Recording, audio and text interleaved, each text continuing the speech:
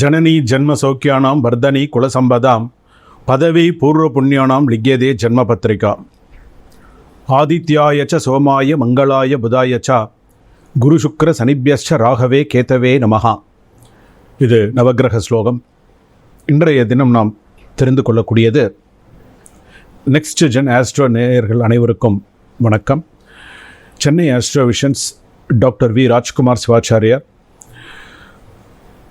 இன்றைய தினத்தில் புரட்டாசி மாத பலன்கள், புரட்டாசி மாதத்தில் 12 ராசிகளுக்கான பலன்கள் எப்படி இருக்கும், 12 ராசிகளுக்கான யோகங்கள்லாம் எப்படி இருக்கும் அப்படிங்கிறத நம்ம பார்க்க போகிறோம். நிறையா பேர் சொல்லியிருந்தாங்க, இந்த மாத பலன்கள் அப்படிங்கிறது பார்த்திங்கன்னா சில பேருக்கு பார்த்திங்கன்னா அப்படியே நடக்கும், சில பேருக்கு பார்த்திங்கன்னா காலதாமதமாக சில விஷயங்கள் நடக்கும். இப்போ நிறைய பேர் சொல்லியிருந்தாங்க. ஸோ இப்போ பார்த்திங்கன்னா ஆகஸ்ட் மாதத்தில் போட்டிருந்த பதிவில் வேலை மாற்றம் வரும்னு சொல்லியிருந்தேன். அதே போல் வேலை மாற்றம் எனக்கு வந்திருந்தது அப்படின்னு சொல்லியிருந்தாங்க. சில பேருக்கு பார்த்திங்கன்னா இடம் மாற்றம் வரும் அப்படின்னு சொல்லியிருந்தேன். இடம் மாற்றம் எனக்கு வந்திருந்தது சுவாமி அப்படின்னு சொல்லியிருந்தாங்க. சில பேருக்கு அந்த ராசி பலன்கள் அப்படிங்கிறது பார்த்திங்கன்னா இது பொதுவான ராசி பலன்கள் தான். இப்போ நான் மேஷ ராசிக்கு சொல்கிறேன் அப்படின்னு சொன்னால் இது பொதுவான ராசி பலன்கள். இந்த மாதத்துக்கு, இந்த புரட்டாசி மாதத்தில் இந்த மேஷ ராசிக்கு இப்படி தான் இருக்கும், அஸ்வினி பரணி கிருத்திகை நட்சத்திரம் 1ஆம் பாதம் வரையில் இப்படி தான் இருக்கும் அப்படிங்கிறது கிரக அமைப்புப்படி நம்ம சொல்கிறோம். ஆனால் உங்களுடைய பிறந்த ஜாதகப்படி கிரகங்கள் எந்த இடத்துல இருக்கோ, என்ன தசாபுக்தி நடக்கிறதோ, தசாபுக்தியில் என்ன அந்தரம் நடக்கிறதோ அதுபடி தான் உங்களுக்கு பலன்கள் எல்லாமே உங்களுக்கு இருக்கும். சில பேருக்கு நான் சொல்லக்கூடிய பொது பலன்கள் அப்படியே சில பேருக்கு அவங்களுடைய சில பேர் சொல்கிறாங்க, நீங்கள் சொல்கிற பலன்கள் அப்படியே குடும்பத்தில் அப்படியே நடக்கிற மாதிரியே இருக்குது அப்படின்னு சொல்லியிருக்காங்க. ஸோ அந்த மாதிரி இருக்கும்போது உங்களுடைய ஜாதகத்தை நீங்கள் பார்த்துக்கணும். உங்களுடைய ஜாதகம் நீங்கள் வாட்ஸ்அப்பில் நீங்கள் அனுப்பி கொடுங்க. 9884530146 ஸ்க்ரீனில் தெரியக்கூடிய நம்பரில் ஒரு சிறிய கட்டணத்தோடு நீங்கள் உங்களுடைய ஜாதகத்தை அனுப்பி கொடுத்து தாராளமாக உங்களுடைய பலன்களை தெரிஞ்சுக்கலாம். ஜாதகம் பார்க்குறதே எதற்காக அப்படின்னு சொன்னால், ஃப்யூச்சரில் என்ன நடக்க போகிறது அப்படிங்கிறத தெரிஞ்சுக்கிறதுக்காக தான் ஜாதகம் பார்க்குறது. நடந்து முடிஞ்சதை பார்க்கணுங்கிறது கிடையாது. இனிமேல் எப்படி நடக்கும், இந்த 24 நவம்பர் டிசம்பர் 2025 என்னுடைய ராசிக்கெல்லாம் எப்படி இருக்கும், என்ன நடக்கும் எனக்கு அப்படிங்கிறது தான் முக்கியம். என் ராசிக்கு இதுதான் நடக்கும், என்னென்ன விஷயங்கள் இருக்குது அப்படிங்கிறது தான் அதில் ரொம்ப முக்கியமானது. ஸோ உங்களுடைய ஜாதகத்தை நீங்கள் வாட்ஸ்அப்பில் அனுப்பி கொடுத்து நீங்கள் கேட்கலாம். புரட்டாசி மாதத்தில் வரக்கூடிய விசேஷங்கள் எல்லாம் நான் சொல்கிறேன். இந்த புரட்டாசி மாதத்தில் பார்த்திங்கன்னா ரொம்ப விசேஷமான மாதம் புரட்டாசி மாதம். இந்த புரட்டாசி மாதத்துடைய நிகழ்வுகள் அப்படின்னு எடுத்துக்கும்பொழுது, நவராத்திரி சுவாமிக்கு எப்படி சிவபெருமானுக்கு எப்படி சிவராத்திரியோ அதுபோல் அம்பாளுக்கு 9 ராத்திரி அப்படின்னு என்று சொல்லக்கூடிய நவராத்திரி அம்பாளுக்கு ரொம்ப விசேஷமானது. துர்கா, லக்ஷ்மி, சரஸ்வதி என்று சொல்லக்கூடிய அம்பாளுக்கு ரொம்ப விகந்தது. விஜயதசமி, ஆயுத பூஜைன்னு விசேஷமான ஒரு நாட்களாக அமைகிறது புரட்டாசி மாதத்தில். அதற்கு அடுத்ததாக பார்த்திங்கன்னா புரட்டாசி சனிக்கிழமை, எல்லா சனிக்கிழமை பெருமாளுக்கு உகந்த மாதமாக அமைகிறது. எல்லா சனிக்கிழமையும் எல்லாருமே சில பேர் விரதம் இருக்கிறவங்களாம் தீர்த்தம் வாங்கி சாப்பிடாமல், துளசி தீர்த்தம் சாப்பிடாமல் இருக்க மாட்டேன். அந்தளவுக்கு விசேஷமாக விரதம் இருக்கக்கூடியதாக இருக்கிறது.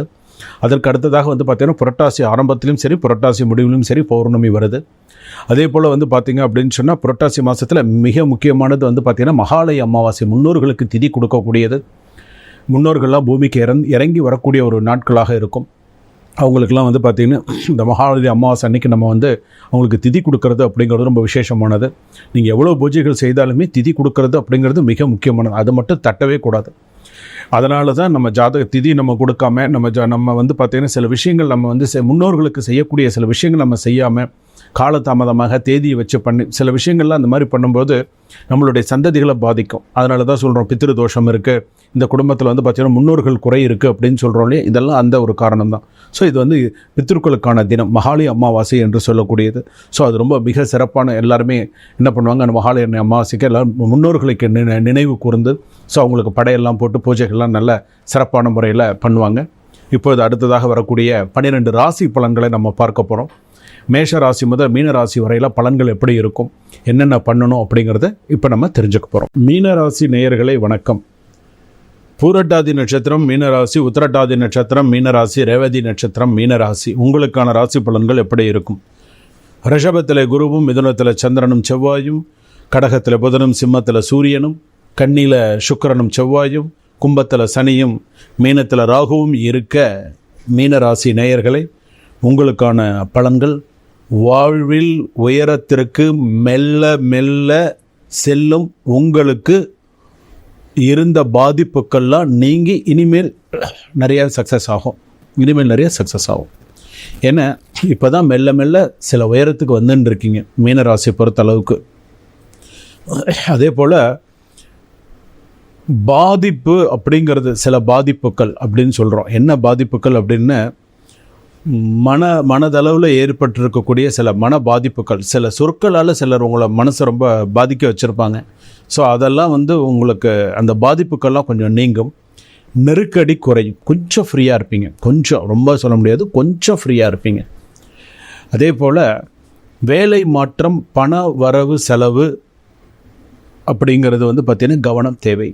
வேலையில் ஒரு மாற்றம் ஏற்படும். உத்திரட்டாதி நட்சத்திரத்தில் இருக்கிறவங்க ஒரு மாற்றம்ங்கிறது ஏற்படும். அதே போல் பார்த்திங்கன்னு சொன்னால் பண விஷயத்தில் கொஞ்சம் கவனமாக இருக்கணும். வரவு செலவு விஷயத்தில் கவனமாக இருக்கணும். எவ்வளோ வரவு பண்ணுறோம், எவ்வளவு செலவு பண்ணுறோம் அப்படிங்கிறத எழுதி வச்சு செலவு பண்ணுங்க.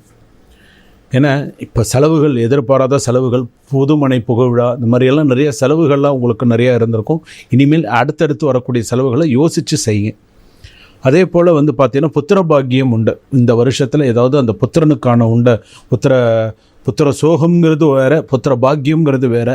புத்திர சோகமாகி பாக்கியம் வரத்துக்கு உண்டான பாக்கியம் இப்போ உங்களுக்கு உண்டு. டைம் கிடைக்கும்போது நான் பரிகாரம் சொல்கிறேன், அந்த பரிகாரத்தை கண்டிப்பாக பண்ணுங்கள்.